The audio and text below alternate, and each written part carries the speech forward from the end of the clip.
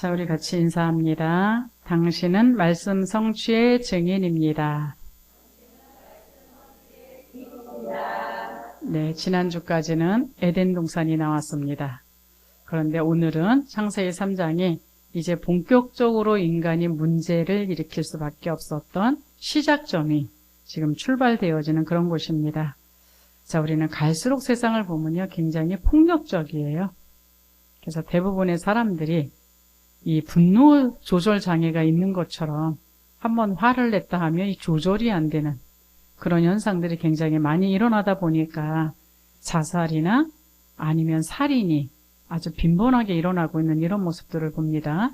그래서 이런 것들을 또 하다 보니까 살기는 살아야 되겠고 그렇게까지는 갈 수 없으니까 뭔가 하나에 중독되지 않으면 진짜 참 평안함을 찾을 수 없어서 어딘가에 빠져버리는 그런 일들이 지금 비일비재하고 일어나고 있고요.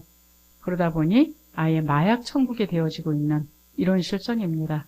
손만 뻗치면 언제든지 이제 마약을 손에 대을 수 있는 만큼 아주 빈번하게 일어나고 있는 그런 일들이죠. 그래서 왜 사람들 뭐 경찰들은 이제 마약 그 전쟁을 선포하기도 하고 막 이러지만 줄어들지가 않아요. 그래서 빨리 우리 인간이 왜 그럴 수밖에 없었는지에 대한 한계를 깨달아야 이 하나님의 말씀이 사실적으로 들려지기 시작을 합니다. 자, 오늘 창세기 3장 1절부터 이제 21절까지가 사실 본문인데 15절까지만 읽었는데요. 우리는 처음에 우리 인간의 어디서부터 잘못되어졌느냐, 이게 지금 창세기 3장에 나오는 그런 대목들입니다. 그래서 좀 잘못 들으면 무슨 이야기책 읽는 것 같지 않습니까? 그러나 누군가가 좀 글을 쓸 수 있다면 우리 랩런트들한테 좀 연극을 만들어서 보여주면 아주 좋은 장면이에요. 아이들한테 그냥 연극을 만들어줘갖고 보여줬을 때 그대로 들어갈 수밖에 없는, 그래서 이해시킬 수 있는 아주 좋은 방법이기도 합니다. 그래서 여기 보면요, 일대지에 죄의 유혹과 인간의 타락 그랬죠. 창세기 3장 1절 7절에 인간의 모든 문제의 시작이 기록되어져 있는 이런 성경입니다. 그래서 여기서부터 계속 사단이 출현해요. 어디까지? 계시록 22장까지. 결국은 하나님의 말씀과 사단의 말과 그 중간에 인간이 샌드위치처럼 껴가지고 어떤 것을 선택하느냐에 따라서 고통이 오기도 하고 어떤 것을 선택하느냐에 따라서 참 평안과 안식을 취할 수도 있는 그런 시작점이 바로 여기라는 것. 자, 1절에 보면요, 사단은 항상 뭔가를 이용합니다. 그냥 내가 뿔 달리고 나타나서 내가 사단이다 그러면 속을 자가 아무도 없어요. 그런데 창세기 3장 1절에 보니까 뱀은 하나님이 지으신 들짐승 중에 가장 간교하더라. 그렇죠? 뱀을 이용하는 이런 모습이 지금 나옵니다. 근데요, 여기 그 뱀을 호칭했을 때에 간교하더라 이랬어요. 그러니까 이 사단은 우리의 어떤 성향, 우리의 어떤 성품, 우리의 어떤 이 성질 이런 것들을 잘 알고 있다라는 이야기가 되겠죠. 그러면서 이제 이 하와한테 이제 유혹을 하면서 불신앙의 시작을 합니다. 다른 말로 하나님의 말씀을 믿고 신뢰하고 그 능력을 가지고 살아가야 되는 그 사람들에게 하나님의 말씀을 의심할 수밖에 없는 그런 이 질문을 던져요. 뭐라고 던지냐? 하나님이 참으로 너희에게 동산 모든 나무의 열매를 먹지 말라 하시더냐? 하나님은 모든 나무의 열매를 먹지 말라고 하신 적이 없어요. 단 하나 선악과만 먹지 말라 그랬거든요. 근데 교묘한 방법으로 이 말을 만들죠. 이게 사단의 전략이라는 거 아셔야 됩니다. 그러면서 이 벌써 3장 2절에 3절 보면 타협할 수밖에 없도록 유도를 합니다. 자, 이 아담과 하와가 이제 반응을 일으켜요. 근데 뭐라고 그러느냐? 분명히 창세기 2장 17절에는 선악과를 알게 하는 나무의 열매는 먹지도 말라, 내가 먹는 날에는 반드시 죽으리라 이렇게 나와 있습니다. 그런데 2장 3절에 보면 하와의 대답이 참 애매모호해요. 그렇죠? 말을 덧붙이기도 합니다. 만지지도 말라. 그리고 분명히 정령 죽는 반드시 죽으리라. 예전 성경책에는 정령 죽으리라고 나와 있어요. 그러나 지금 바뀌어진 성경책에는 반드시 죽으리라. 완료입니다. 근데 뭐라고 대답하냐면 죽을까 하노라. 이게 뭐냐, 우리가 언약을 정확하게 잡지 않고 대충 잡았을 때에 일으킬 수 있는 오류라는 걸 아셔야 됩니다. 이 사단은 벌써 이 하와의 상태를 파악을 한 거예요. 이 하와가 하나님의 정확한 언약을 잡고 있지 않구나. 이것을 파고하다 보니까 이제는 점점 깊이 파고 들어가기 시작을 해요. 그래서 3장 4절에 보면 거짓말을 하죠. 이제 아예 대놓고 거짓말을 합니다. 분명히 하나님은 이 선악과를 따먹는 날에는 반드시 죽는다 이랬는데요. 이제는 완전히 반대말을 해요. 결코 죽지 아니하리라. 자, 우리가 살아가는 지금의 현실의 문제입니다. 하나님은 우리한테 예수 그리스도가 아니면 소망이 없다라고 표현하세요. 그런데 우리는 사단이 들려주는 그 말은 예수 그리스도가 아니어도 소망이 있어요. 예수 그리스도의 능력이 아니면 진짜 것을 할 수 없다라고 하나님은 말씀하세요. 근데 우리는 예수 그리스도의 능력이 아니고 나의 방법으로도 충분하게 할 수 있다라고 사단이 길들여 놓은 그거를 선택하고 있는 이런 모습들을 봅니다. 그래서 요한복음 8장 44절에 너는 너희 아비 마귀에게서 났으니 라고 표현하는 소속도 있지만 이는 처음부터 거짓말한 자요 살인한 자다. 누굴요? 이때를 말하는 겁니다. 그래서 사단은 우리한테 붙어서 24시간 우리를 속이는 멘트를 계속 날리고 있다는 걸 아셔야 돼요. 왜 우리가 복음 체질이 되어져야 되는지 그 이유입니다. 우리가 진짜 전도 체질이 되어지고 기도 체질이 되어지지 않으면 24시간 우리 옆에서 거짓말을 계속 우리한테 뿌리고 있기 때문에 이제까지 그렇게 살았던 우리들은 그 말이 익숙한 거예요. 나도 모르는 상태 속에서 저절로 그것을 선택을 하고 있어요. 그래서 우리 보고 24 속으로 들어가라고 이렇게 얘기를 하는 겁니다. 그러면서 결국은 3장 5절에 보면 이제는 본격적으로 유도를 하죠. 잘못된 선택을 할 수밖에 없도록 유도를 하고 있습니다. 뭐라고 얘기를 하냐? 이제는 하나님과 우리 인간 사이를 이간질시키는 그런 멘트를 날립니다. 너희가 하나님같이 되어 선악을 알 줄 하나님이 아심이니라. 자, 하나님이 우리를 창조하신 분이신데 인간이 감히 하나님과 같이 되는 것이 가능할까요? 근데 사단이 역사를 하게 되면 이게 가능하다라는 겁니다. 그 얘기가 뭐냐? 하나님 없이도 괜찮아요. 하나님 없이도 평안할 수 있고 하나님 없이도 행복할 수 있고 하나님 없이도 우린 살아갈 수 있어요. 실질적으로 살아가지 않습니까? 이런 멘트를 사단은 우리한테 하면서요. 이 사단이 우리를 유혹할 때는 반드시 진리를 살짝 비틀어버려요. 아예 비틀어버리면 뭐를 우리가 알지 모르겠습니까? 그러나 엇비슷하게 우리한테 나타나서 진리를 왜곡시키고 있다는 사실을 아셔야 돼요. 그러면서 그걸로 끝나는 것이 아니라 그 사단의 말을 들었을 때에 반드시 보상을 약속해요. 뭔 예배를 그렇게 날마다 드리냐. 그 예배 드리는 시간에 돈을 벌어야지. 뭔 전도가 그렇게 중요하냐. 그거 미친 짓 아니냐. 이런 멘트를 하면서 거기에 따르는 보상을 반드시 줍니다. 그래서 속는 거예요. 달래 속는 것이 아니라. 그러다 보니까 어때요? 고린도서 11장 3절에는요. 뭐라고 나와 있느냐. 하와가 뱀에게 미혹된 것 같이 너희 마음이 그리스도를 향한 진실함과 깨끗함에서 떠날까 두려워하라. 왜 오직 예수여야 되느냐? 오직 예수가 아니면 다가오는 재앙을 해결할 수가 없어요. 근데 우리는 우리가 재앙을 해결할 수 있다라고 착각을 해요. 예수 그리스도의 그 능력이 아니면 나를 사주팔자 운명 속에 가두고 있는 한계 속에서 벗어날 수가 없어요. 근데 우리는 그 한계를 우리가 자꾸 돌파하려고 그래요.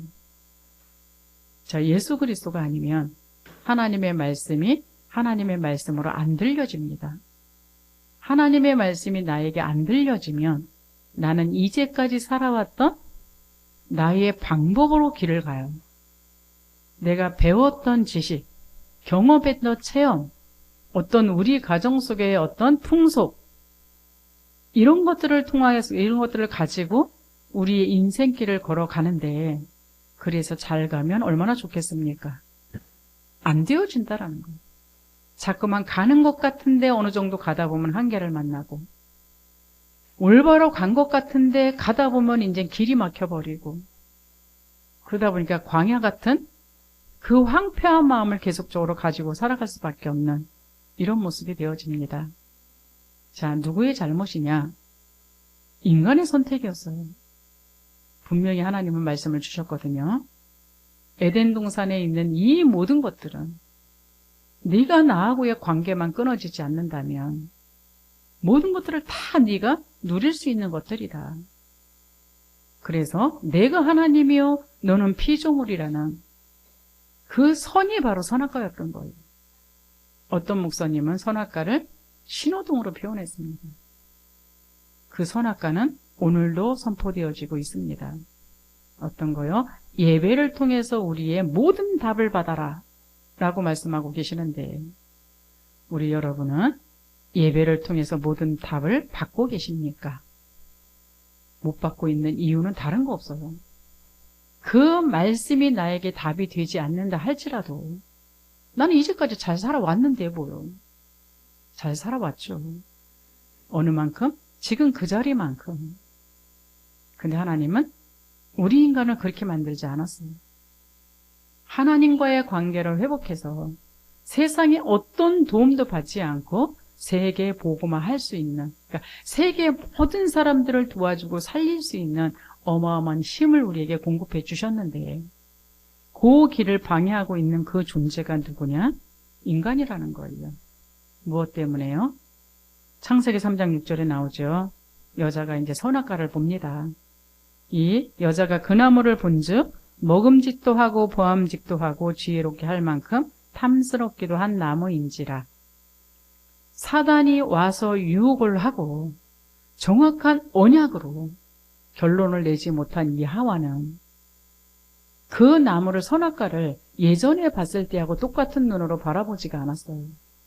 왜? 정말로 이 선악과를 따 먹으면 이 사단이 말한 것처럼 그렇게 될 것 같은 그런 착각을 가진 변질된 눈으로 바뀌어버린 겁니다. 그러다 보니까 당연히 따 먹는 행동을 할 수밖에 없었던 거죠. 근데 이 시험은 예수님도 똑같이 당하셨어요. 마태복음 4장 1절에서 11절 말씀 보면, 너무 길어서 제가 성경 구절은 한 절만 적었는데요. 예수님이 이 땅에 왜 오셨어요? 인류 구원을 위해서 왔습니다. 그분이 누구세요? 하나님이세요. 그분은 성령님이 함께 계세요. 그런데 사단이 와서 똑같은 말을 한 거예요. 40일 동안 사역하기 이전에 이 땅에서 하나님이신데도 불구하고 사역하기 이전에 하나님 앞에 40일 동안 금식하면서 기도를 했어요. 우리 감람산 40일을 늘 얘기하죠. 예수님도 하셨다니까요. 정말로 사역을 하는 데 있어서 하나님의 철저한 인도를 받고 하나님의 역사를 따라서 하나님이 하기를 원하시는 그 구원 사역을 하기 위해서 먼저 사역 이전에 40일 동안 금식하면서 기도하셨어요. 그때에 얼마나 배고팠겠습니까? 40일을 굶었는데. 그때 사단이 나타난 거예요. 사단이 나타나서 돌들을 들어서 떡덩이 만들어서 먹어라. 너 배고프지 않냐? 이랬을 때에 예수님은 과감하게 돌을 떡으로 만들 수 있는 능력이 없는 것이 아니라 사단이 말을 했기 때문에 그 말을 쳐버린 겁니다. 내가 떡으로 살 존재가 아니요 하나님의 영으로 살 존재다. 여러분, 이 중심 가진 신앙생활이라면 하나님은 여러분을 모든 것을 다 쏟아 부어줄 수밖에 없어요. 뭐요? 내가 돈과 명예와 권력이 중요한 것이 아니라 내가 하나님하고 소통되어지는 것이 우선순위다. 그 하나님의 인도를 받지 않으면 안 되는 사람이다. 그 하나님이 역사는 그 길을 따라가야 되는 사람이고 하나님이 열매 맺기를 원하시는 그것이 나의 응답이다. 이 비밀을 진짜 가졌다면 먹고 사는 것이 나에게 그리 중요한 것이 아니다. 내가 굶어 죽는다 할지라도 하나님의 말씀이 절대적이라고 생각하는 사람은 하나님은 항상 쓰셨습니다. 그걸로 끝난 게 아니에요. 예수님한테 또 찾아와서 성전 꼭대기에 데리고 가서 천하 만민을 보여주면서 여기에서 네가 뛰어내려봐라. 네가 정말로 하나님의 아들이 맞다면 천사들이 와서 너를 땅에 발이 부딪히지 않도록 받들어 줄 거 아니냐. 자존심 건드린 거 아닙니까? 하나님이 과연 뛰어내리면 천사들이 동원 안 될까요? 됩니다. 그럼에도 불구하고 예수님은 그게 사단의 말이었기 때문에 안 들은 거예요. 그리고 거부했어요. 자존심이 뭉개진다 할지라도 내가 명예가 중요한 게 아니라 나의 자존심이 중요한 게 아니라 나는 하나님 말씀만을 따르겠다. 이 얘기입니다. 그리고요, 또 한 번 실험했습니다. 딱 한 번만 나한테 경배해라. 그렇죠? 딱 한 번만 하나님 말씀 무시해라 이 소리예요. 그렇죠? 우리는 뭐 오늘도 있고 내일도 있고 그 다음 날도 있는데 그 한 번 하나님의 말씀을 안 들었다고 뭐 이렇게 중요하냐. 이래서 우리는 수시로 무시로 집중으로 하나님 말씀을 안 듣잖아요. 근데 예수님은 그게 아니었다니까. 단 한 번도 내가 너에게는 허락할 수 없다 했어요. 그것 때문에 40일이라는 그 시간이 사실 필요한 겁니다. 그러면서 그때 그 뒷말이 나와요. 이때의 사단이 이제는 물러가고 천사들이 동원됐는데요. 그 재미난 말이 나옵니다. 사단이 확 물러간 게 아니라요. 얼마쯤 물러가니라. 얼마쯤 물러갔다는 얘기는 다시 온다는 얘기잖아요. 우리의 인생입니다. 우리가 한번 성령 충만 받았다고 사단이 아예 지옥으로 가는 게 아니라 이 땅에 살고 있는 이상은 사단이라는 존재가 항상 내 주위에 있기 때문에 우린 24 하나님의 성령의 인도받기 위한 기도 속으로 들어가셔야 합니다. 그래서 그 인도를 받느냐 안 받느냐가 나의 미래입니다. 그 인도 받느냐 안 받느냐가 내 미래에 어떤 열매를 맺느냐에 딸려있는 거예요. 그래서 여기 지금 이 시대를 살아가고 있는 우리들에게 사단이 가져다 주고 있는 그 함정이 있어요. 그게 뭐냐? 요한일서 2장 16절에 세상에 있는 모든 것이 육신의 정욕과 그렇죠. 보이는 것을 기준 삼고 있는 이 모습, 나, 세상, 헛된 수고 이걸 말하고요. 안목의 정욕과 우리가 보는 것이 다인 줄 알고 살아가고 있는 우리 속에 그러면서 이 생의 자랑이 여러분이 진짜 자랑이 무엇입니까? 돈, 명예, 권력이십니까? 내가 예수를 믿은 하나님의 자녀라는 겁니까? 여러분의 진정한 가치가 무엇입니까? 돈, 명예, 권력, 자리가 어느 위치에 있다라는 것이 진정한 가치이십니까? 내가 전도자라는 것이 여러분한테 진정한 가치이십니까? 여기에 따라서 여러분은 기도의 방향이 틀려질 거고요. 기도의 어떠한 파워가 틀려질 거예요. 여기에서 모든 것이 결정날 수밖에 없다라는 건데요. 더 중요한 건 본인만 선악과를 따먹었어도 괜찮은데 남 옆에 있는 자기와 함께한 남편에게도 주매 그도 먹은지라 이렇게 표현되어 있어요. 뭐냐? 죄의 전염이라는 건 무서운 겁니다. 불신앙하는 사람의 옆에 있을 때는 나도 힘이 없으면 어쩔 수 없이 그 불신앙에 같이 따라가요. 믿음의 사람 옆에 있을 때는 나도 그 믿음의 영향을 받아요. 그래서 어떤 목사님이 그러셨답니다. 새 가족이 오면 항상 믿음 있는 사람한테 저 사람하고만 노세요라고 표현했대요. 뭐 다른 거 하는 게 아니라 저 사람하고 노세요 그런데요. 사실 저도 그럽니다. 근데요, 도다리는 도다리끼리, 송사리는 송사리끼리 돌아다니잖아요. 정말 맞더라고요. 불신앙하는 사람은 이상하게 불신앙하는 사람끼리 모여서 말을 그렇게 잘해요. 근데 믿음에 있는 사람은 어떻게 알아보는지 몰라요. 처음 만났는데도 불구하고 믿음의 사람끼리 모여요. 자리에 관심 있는 사람은 항상 자리에 관심 있는 사람끼리 모이고요. 뭔가 유익을 보려고 그러는 사람은 꼭 그 사람끼리 모여요. 그래서 예전에 신학교 갔을 때 우리 교회에서 신학교를 보내는 모든 청년들한테 항상 당부의 말씀을 주신 게 있었어요. 가서 올바른 흐름을 따르세요. 저 그게 무슨 소리인지 몰랐어요. 아니 신학교에서 그럼 올바른 흐름을 따르기 위해서 갔지. 신학교에서 그럼 잘못된 흐름도 있다라는 거야? 가보니까 알겠더라. 어떻게 하면 한 자리 해먹을까? 뭐 어떻게 하면 줄 설까? 어떻게 하면 좀 튀어볼까? 어떻게 하면 자리 얻어볼까? 아, 있어요, 거기도. 그래서 모든 인간이 있는 데는 똑같구나. 근데 교회를 해보면 교회도 마찬가지예요. 왜 삐지고 빼지고 시험 들고 그래요? 그럼 그리스도 때문에 시험 드는 사람은 없어요. 내가 그리스도를 진짜 오직으로 잡고 싶은데 이 그리스도가 오직으로 안 잡아져요 막 이래갖고 시험 들었다는 사람 제가 본 적이 없어요. 정말로 내 인생 속에서 하나님의 구원의 역사가 날마다 좀 일어났으면 좋겠는데 이 구원의 역사가 나를 통해서 안 일어나요. 그래갖고 시험 든 사람을 본 적이 없어요. 그 뭐 때문에 시험 들으냐?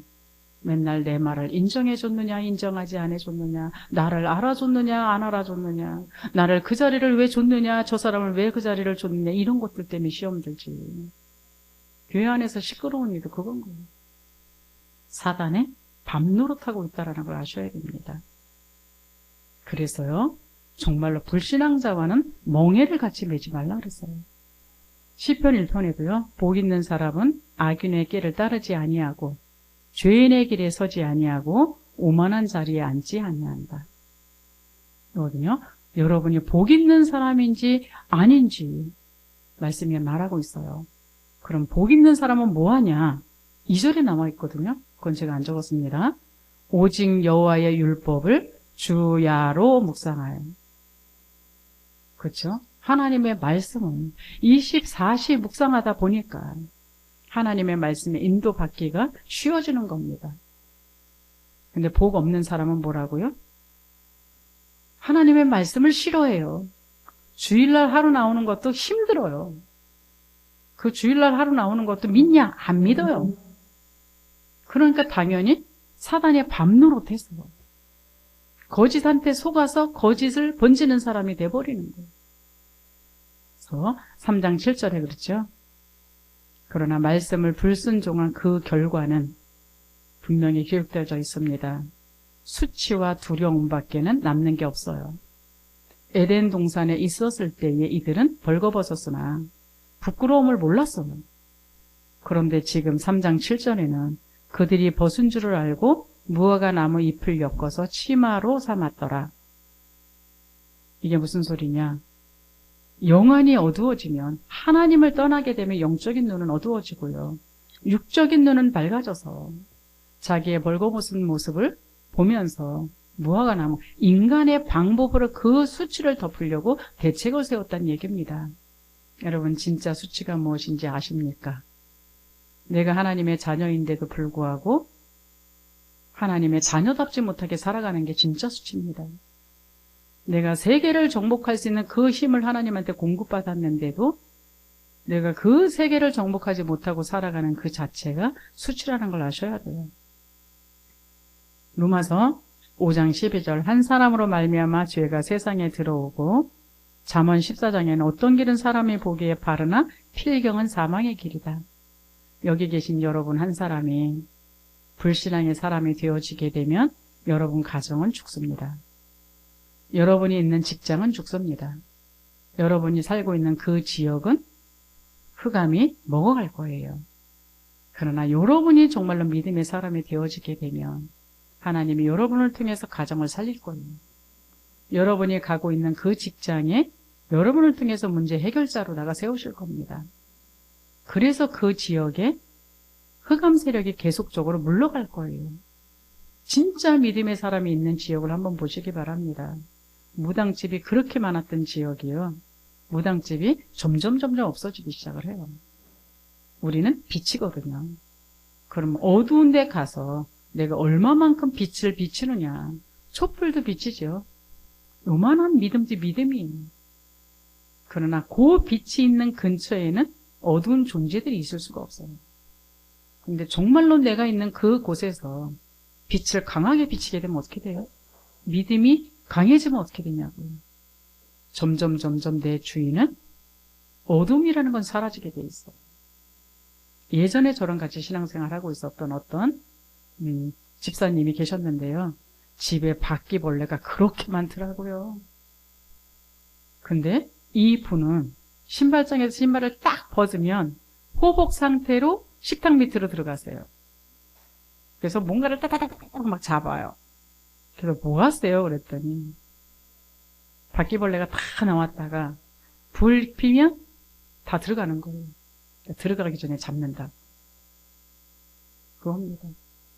바퀴벌레가 흑암 같은 존재이기 때문에 불을 켜면 다 도망가야 돼요. 그럼 여러분이 얼마만큼의 진짜 오직 그리스도가 되느냐에 따라서 저절로 흑암은 물러가게 돼 있다는 이야기입니다. 내가 흑암아 물러가라 들어가라 나가라 소리 질러서 나가는 게 아니고요. 알아서 나가요. 여러분이 24 그리스도의 불을 켤 수 있기를 바랍니다.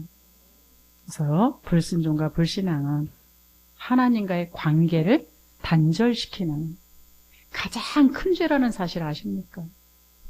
우리는 그냥 아무 생각 없이 불신앙을 하고 불순종을 해요. 그러나 성경에는요, 이 불신앙과 불순종은 엄청난 큰 죄라고 표현하고 있는 거예요. 저기 불신자들이 예수를 안 믿는 건 지옥 가야 되는 죄지만 하나님의 백성들이 하나님의 말씀을 무시하는 거는 거기에 버금가는 죄라는 걸 아셔야 됩니다. 그래서 히브리서 3장 18절 19절에는요. 순종하지 아니한 자들에게 안식에 들어가지 못한다. 왜 우리가 평안함이 없어요? 불신앙 때문에. 하나님은 안식의 주인이십니다. 근데 그 하나님이 정말로 나에게 오직으로 계신다면 안식할 수 있는 거예요. 근데 그 하나님을 놓치게 되면 우리가 첫 번째로 나타나는 그 증상이 안식이 없어요. 평안함이 없다고요. 사무엘상 15장 22절 23절 사울 얘기거든요. 사울 왕이 하나님께서 패해버리셨어요. 왜 패했는지 아십니까? 원래 그 시대에는 제사장이 해야 될 일이 있고 선지자가 해야 될 일이 있고 왕이 해야 될 일이 있어요.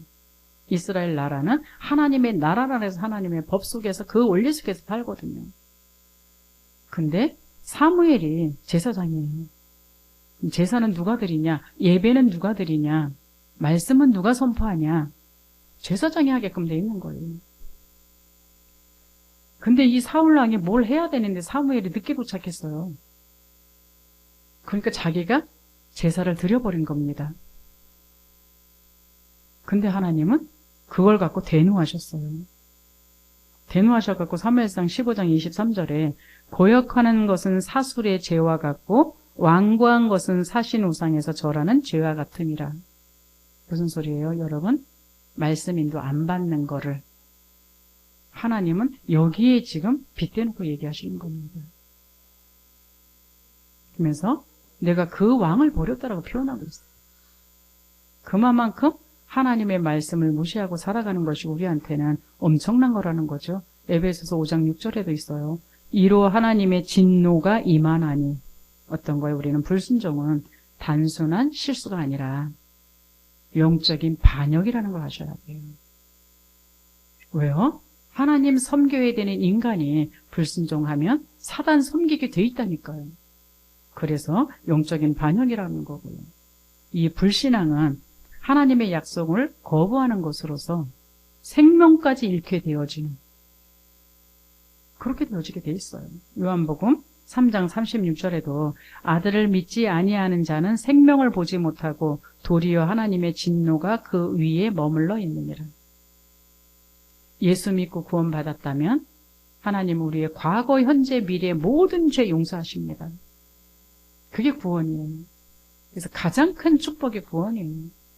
그러나 예수 믿었어도 하나님의 말씀을 무시하게 되면 올바른 길을 못 찾아가요. 그러니까 하나님이 복을 준비해 놓고 그 길을 걸어가도록 모든 것을 예비해 놓으셨는데 그 반대 길에 가서 고생을 하고 있다는 걸 아셔야 됩니다. 그게 누구의 짓이냐? 고린도후서 4장 4절에 이 세상의 신이 믿지 아니하는 자들의 마음을 혼미하게 하여 그리스도의 영광에 복음의 광채가 비치지 못하게 함이라. 사단의 미혹을 받게 되면 그리스도가 선포되어지는데 그 그리스도의 말이 안 알아들어져요. 그리스도가 선포되어지는데 그 그리스도가 안 믿어져요. 다른 말로 예수 그리스도 모든 문제 끝났다 그러는데 난 문제를 계속 쥐고 있어요. 그러니까 하나님은 끝났다는데 나는 안 끝났어요. 그게 불신앙입니다. 하나님은 나에게 세계복음화의 미션을 줬다는데 난 싫대요.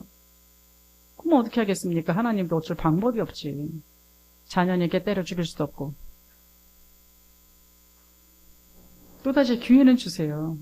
회개할 수 있는 기회를 줘서 또 말씀을 주세요. 여러분은 몇 년 동안 하나님의 말씀을 거부하고 사셨습니까? 은혜십니다. 내가 불신자는 몰라서 그런다 쳐도 지금 우리는 날마다 예수가 그리스도다. 모든 문제 끝났기 때문에 걱정하지 말고 내 말씀을 따라서 그냥 살면 된다 이러는데도 그래도 하나님보다 내가 똑똑하지 무슨 하나님의 말씀을 따라서 사는 게 이익입니까? 그러고 내 고집대로 살아가시지 않습니까? 괜찮아요. 안식만 없으면 되니까. 고생만 하면 되니까.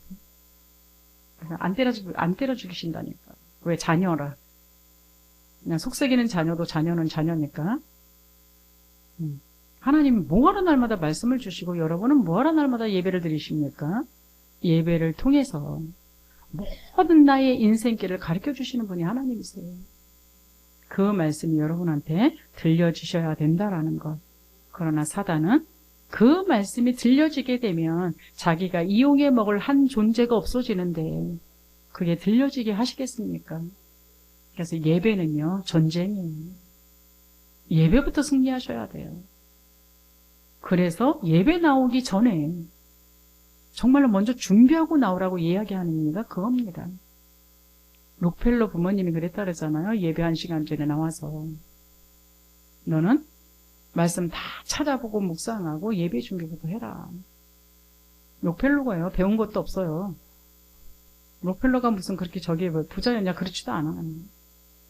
그런데 정말로 하나님 앞에 예배 안에 제대로 드려서 거기서 모든 답을 찾다 보니까 어마어마한 존재가 록펠러 아니에요? 그렇게 우리가 갖고 싶어하는 돈, 명예, 권력 다 가졌던 사람이 록펠러예요. 이게 여러분한테 정말 믿어질 수 있기를 바랍니다. 그래서 히브리서 3장 12절에도요. 믿지 아니하는 악한 마음을 품고 살아계신 하나님에게서 떨어질까 조심하라. 하나님의 말씀을 불신앙하게 되면요. 우리도 모르는 사이에 악한 마음이 품어져요. 돈, 명예, 권력, 내 자리를 얻기 위해서 누군가를 해쳐야만 되고 누군가를 손에 보야만 되는 그런 일들을 계속 할 수밖에 없다는 얘기예요. 그래서 영적 사망, 하나님과의 단절이 가장 무서운 건데 하나님의 백성들이 이 하나님과의 단절이 가장 무섭다라는 것을 알았으면 좋겠습니다. 이걸 알아야 여러분이 가장 우선순위로 내가 무엇을 해야 되는지에 대한 답이 나옵니다. 그래서 요한복음 3장 18절에도요. 믿지 아니하는 자는 벌써 심판을 받은 것이라. 왜요? 지옥 가기 이전에 예수 믿는데도 이 땅에서 지옥의 인생 살아요. 사람 때문에 스트레스 받죠. 누군가가 나를 무시하는 것 같으면 스트레스 받죠. 뭔가 문제가 일어나면 두려워하죠. 이런 모습 속에서 살아갈 수밖에 없으니까. 그 결과로 암도 엄청나게 걸리죠. 그래서 지금은요, 뭐 질병, 불치병 엄청나더라고요. 그래서 코로나와 비슷한 그 질병들이 이제 또다시 일어나고 있는 그런 증상들이 있더라고요. 자, 우리는 뱀의 유혹은 하나님의 말씀을 왜곡하게 만들었고, 그런데 거기에 인간은 하나님을 떠나서 자기 중심적인 선택을 하게 됐던 게 우리 인류의 큰 불행이었다라는 것. 이로 인해서 모든 하나님과의 질서뿐만 아니라 세상의 질서도 무너졌고요. 사명도 사라지는 그런 우리의 모습이 되어졌습니다. 여기서 여러분들이 생각할 것은요. 오늘날도 우리는 말씀보다 내 판단을 우선시하고 하나님 나라의 질서를 흔들 수 있다라는 것. 그래서 우리 안에 하나님의 망대 여정 이정표를 먼저 세우셔야 됩니다. 이런 우리를 하나님이 찾아오세요. 그렇죠? 이런 아담에게 하나님이 찾아오세요. 그래서요. 8절 9절에 하나님의 낯을 피해서 숨어있는 아담과 하와한테 나타나십니다. 그래서 불신자들이 하나님을 싫어하는 건 여러분 당연하다라고 보셔야 돼요. 왜? 하나님의 생명이 없으면, 하나님의 은혜가 없으면 하나님의 말씀이 싫어요. 그러니까 불신자든 믿는 자든 나에게 하나님과의 관계가 단절되어 있는 사람은 하나님이 싫게 돼 있어요. 그러다 보니까 예배드리는 게 힘들게 돼 있는 게 당연한 거예요. 여기 하나님이 아담을 찾으세요. 아담아, 내가 어디 있느냐? 하나님이 아담이 동산 나무 밑에 있다라는 걸 몰라서 물었을까요? 그 얘기가 아니에요. 영적으로 네가 어느 자리에 있어야 되는 네가 지금 어디가 있느냐 이거 물어보시는 거예요. 나와 함께해야 되는 네가 왜 나를 떠나서 두려움 속에 떨 수밖에 없고 수치스러울 수밖에 없는 그런 자리에 왜 가 있냐 이걸 물어보시는 겁니다. 지금 우리한테도 이걸 물어보시고 있다는 걸 아셔야 돼요. 오늘도 여러분의 이름을 예수님은 부르시면서 마음의 문을 두드리고 계십니다. 이 음성이 들려지셔야 됩니다. 들려지셔야 하나님 내가 불신앙했습니다. 이 죄를 고백할 때에 하나님은 묻지도 않으시고 용서하시겠다라는 약속이 첫 출발입니다. 그래서 내가 하나님께 돌아가는 게 회개지. 나 이거 잘못했어요. 이게 회개가 아니에요. 그래서 우리는 죄의 결과로 하나님이 우리와 이제 심판하시는데요. 성도의 불신앙에 들어오게 되면 하나님을 두려워하고 숨고 힘이 없으니까 자꾸 옆에 있는 사람한테 책임 전가를 해요. 여러분 옆에 있는 사람이 뭔가 자꾸 내 죄를 숨기려고 그러고 두려워하고 자꾸 옆에 있는 사람들한테 책임 전가하거든. 불쌍히 여기시고 기도해 주시기 바랍니다. 그게 죄의 본성이에요. 난 잘못 없어.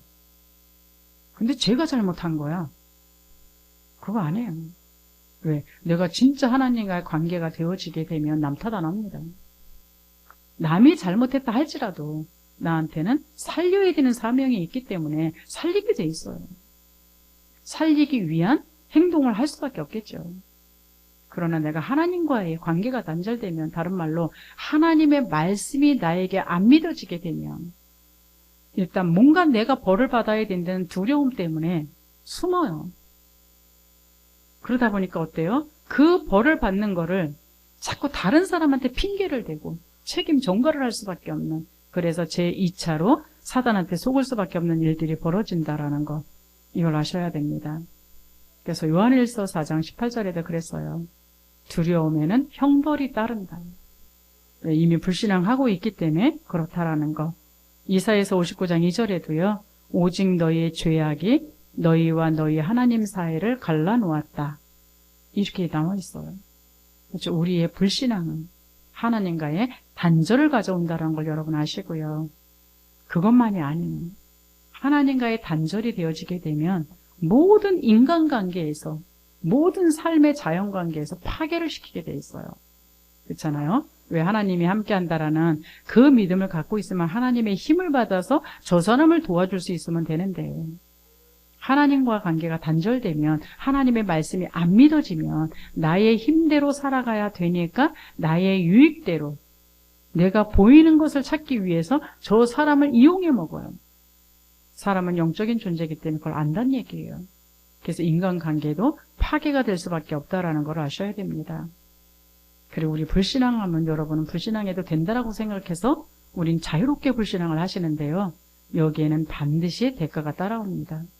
왜요? 그게 창세기 3장 16절 20절이에요. 죄로 인한 하나님의 심판이 뱀엔타임이었습니다. 땅을 기어다니며 여자의 후손과 원수가 될 것이라고. 완전한 저주와 멸망 가운데로 선포되어지는 그 말씀이라면 여자한테는 해산의 고통과 남편을 바라보고 남편의 다스림을 받도록 그렇게 주어졌어요. 그리고 남자한테는요, 땀 흘려야 먹고 살면서 결국은 흙이기 때문에 흙으로 돌아가는, 아무리 헛수고를 해봐야 결국은 흙이라는 얘기입니다. 대가가 안 들어오는 게 아니에요. 그랬는데 여기에 하나님께서 우리에게 은혜를 주셨죠. 그러면서도 또한 우리 후손에게도 이 고통이 물려지기 때문에 여러분들은 정확한 복음을 심어줘야 되고요. 그리고 영적 싸움이 무엇인지를 가르쳐줘야 되는 이유가 여기 있는 거예요. 그리고 이 땅이 다가 아니라 우리는 죽으면 반드시 심판이 온다라는 것. 그 죽음 후의 심판까지를 하나님이 알려주셨고요. 그러나 우리에게 창세기 3장 15절은 하나님의 어마어마한 은혜입니다. 우리의 모든 것을 회복할 수 있는 그 은혜인 거예요. 그래서 신학적인 용어로는 원시복음이라 그래요. 처음으로 하나님이 우리에게 약속하신 그 복음. 하나님은 공의의 하나님이기 때문에 잘못한 거에 있어서는 심판을 하십니다. 그러나 또한 그 안에 하나님의 은혜의 약속이 담겨져 있다라는 것. 그래서 세상의 모든 사람들한테는 공의의 하나님이세요. 그러나 예수를 영접한 사람한테는 하나님이 특별한 은혜를 주셨기 때문에 그 모든 죄악 가운데서, 그 심판 가운데서 벗어날 수 있는 어마어마한 복음이 예수 그리스도시라는 것. 그 예수 그리스도가 여러분이 당해야 되는 모든 고통과 저주와 운명을 해결했다라는 걸 믿으시기 바랍니다. 안 믿으면 여전히 이 상태 속에 살아갈 수밖에 없는 거예요. 그 방법은 21절에 아담과 하와에게 가죽옷을 지어 입혔다. 이 얘기는 양을 잡아서 가죽옷을 지어 입히려면, 짐승을 잡아서 가죽옷을 지어 입히려면 짐승 한 마리가 죽어야 되죠. 예수님의 십자가의 죽으심을 예표한 겁니다. 예수님의 십자가의 죽으심을 통해서 하나님의 심판받아야 되는 나에게, 그 모든 죄의 대가를 받아야 되는 나에게 예수님이 대신 죽어주심으로 말미암아 그 심판과 저주에서 넘어갔다라는 거 아셔야 돼요. 무조건 내가 예수 십자가의 죽으심으로 말미암아 그 모든 죄와 저주에서 끝났어가 아니라, 그렇죠? 여러분이 불신앙한 죄가 얼마만큼의 엄청난 건지를 여러분 아셔야 됩니다. 그 엄청난 고통 가운데, 저주 가운데, 멸망 가운데 심판받아야 되는 내가 예수 그리스도의 십자가의 죽으심을 통해서, 그 분의 피 흘리심을 통해서 나에게 구원의 옷을 입혀주셨다라는 것을 여러분이 진짜 알아야 내가 예수 믿었다라는 것이 어떤 가치인지를 알게 돼 있어요. 그래서 여러분한테 지금도 성령은 오늘도 우리에게 그리스도의 의의 옷을 입히고 하나님 나라의 사명을 회복시켜 주셨다라는 것. 그렇다면 여러분들은 성령 충만함은 단순한 감정이 아니라는 거 아셔야 됩니다. 진짜 그리스도의 옷을 입고 하나님 나라를 살아내는 그 능력이 성령 충만이에요. 죄를 이기고 사람들을 죄에서 건져내고 내가 하나님과 기뻐하고 많은 사람들을 옳은 길로 인도하는, 그래서 정말로 내가 재앙에서 해방받았던 것처럼 많은 사람들이 재앙 속에 있는 그 사람들에게 재앙이 아닌 축복의 길로 인도해주는 그런 일을 위해서 여러분이 부름받으셨다라는 것. 그 예수 그리스도는 구약의 모든 예표하셨던 그 구원의 완성을 하신 분이 바로 누구냐? 예수 그리스도세요. 그러면 우리가 구원받았다라는 게 뭐냐? 창세기 1장 27절, 28절에 참 인간이 회복됐다라는 겁니다. 하나님과 교제가 가능한, 그래서 하나님의 힘을 받아서 전 세계를 다스릴 수 있는 그 엄청난 힘이 우리에게 회복되어졌다라는 거예요. 근데 왜 예수만이 그리스도에만 되느냐?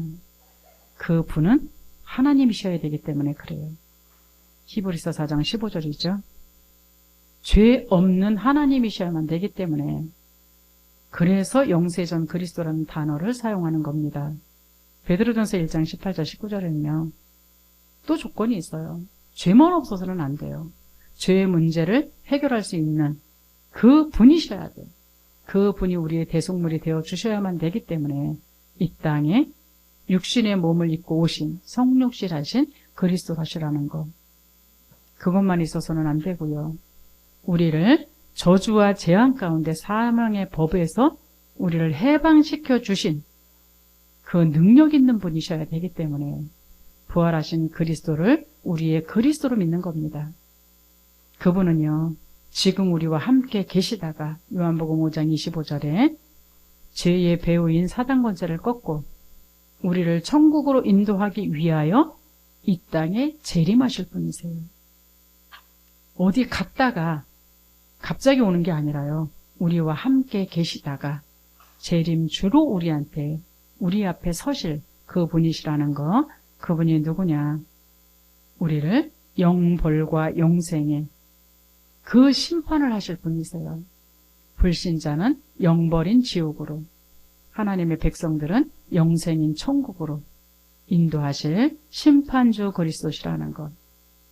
그렇다면 여러분이 우리의 현 주소를 확인할 수 있기를 바랍니다. 이 하나님을 우리 안에 망대로 세우셔야 돼요. 이 하나님을 망대로 세우셔서 우리가 험난한 광야 같은 세상 속에 하나님의 여정을 걸어가면서 그때마다 여러분이 하나님이 알려주시는 그 길로 갈 수 있는 그 인도를 받는 사람이 되셔야 됩니다. 그렇게 되어지게 되면 우리한테 일어나는 모든 문제와 사건은 오히려 작품이 되어지게 돼 있어요. 그것을 하나님이 우리에게 회복시켜 주셨다라는 걸 아시고요. 그래서 정말로 여러분은 성령의 능력으로 이제 길을 가는 남은 자 되시기 바랍니다.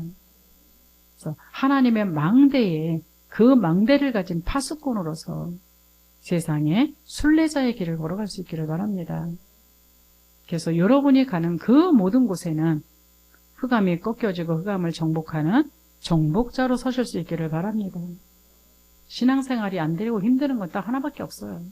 하나님의 말씀을 불신앙하기 때문에, 불순종하기 때문에 힘든 거지, 신앙생활처럼 쉬운 게 없다라는 겁니다. 말씀을 마칩니다. 여러분 날마다 고백하고 확인하시기 바랍니다. 왕 되신 그리스도가 지금 나와 함께 계시는지, 제사장 되신 그 그리스도, 선지자 되신 그리스도가 지금 나와 함께 계시는지, 그 분이 진짜 나의 그리스도인지, 그 분을 믿는 그 믿음으로 내가 살아가고 있는지, 이걸 확인할 수 있기를 바랍니다. 이것이 지속되어지기 위해서 우리는 24시 기도 속에서 하나님의 말씀의 흐름, 그 성취를 바라보면서 기도 응답 받으시고요. 여러분이 가는 그곳의 구원 역사로서 하나님께 영광 돌리는 일이 일어나셔서 가는 곳곳마다 여러분이 그곳에 하나님의 시스템이 세워지고 세계까지 바라보면서 우리 후대들을 키워나갈 수 있는 그런 우리 복의 근원교회 성도들 될 수 있기를 바랍니다. 자, 우리 한번 고백할까요? 나는 말씀 성취의 증인이요 살리는 파수꾼이다. 기도합니다. 영원한 멸망 가운데서 우리를 구원하셔서 오늘도 예수 그리스도 이름으로 하나님께 예배하게 하시는 은혜를 감사합니다. 지금도 동일하게 우리를 속이는 거짓의 압이 사단의 속임수에 속지 않도록 말씀 주시니 감사합니다. 복음의 말씀만 정확한 언역으로 잡게 하옵소서. 날마다 그리스도 이름으로 흑암을 꺾고 승리하며 재앙 속에 빠진 사람들에게 이 복음을 전하는 말씀 성취의 기도응답 구원의 역사에 주역되게 하셔서 우리가 가는 곳마다 어둠이 사라지고 하나님 나라 이루어지는 빛의 파수꾼 되게 하여 주옵소서. 어떤 상황 속에서도 흔들리지 않는 믿음의 사람으로 하나님의 견고한 망대를 세우고 여정을 가며 이정표 작품 남기는 가치 있는 인생 되게 하여 주옵소서. 영원부터 영원까지 함께 계시는 예수 그리스도 이름으로 기도하옵나이다. 아멘.